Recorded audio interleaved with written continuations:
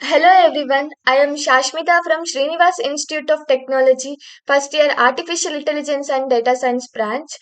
Today I am here to express my idea about fixed syntax of water tank cleaning system.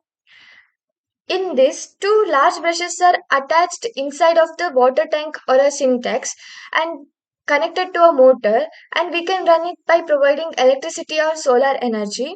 It cleans the tank and reduces manpower and time taken to do that work. This system contains a syntax, and inside that, two brushes are attached and connected to a motor.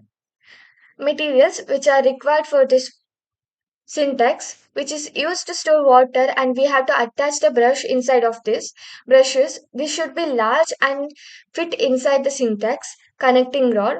These rods are used to connect the brushes to a motor and to adjust the size of the rod according to the surface we have to clean, and motor which helps the brushes to move along as long as the electric supply, power source to run the motor, and other materials like plastic connectors, screws, etc.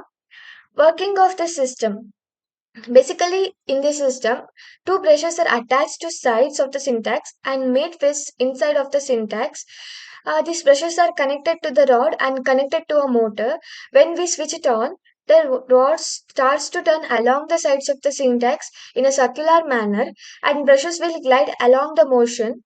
The dirt will settle at the bottom of the syntax, and thereby it goes out from the syntax through a small hole which is made at the bottom.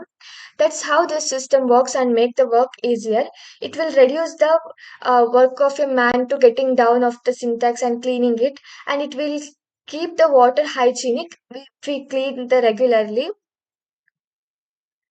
This is a rough sketch of the fixed water tank or syntax cleaning system. We can see a syntax which is used to store water and connector and two brushes. And here the brushes were connected to a motor which is connected to a power supply, and a two holes with and pipe connection which is used for a dart outgoing. And this is the rough diagram. Thank you.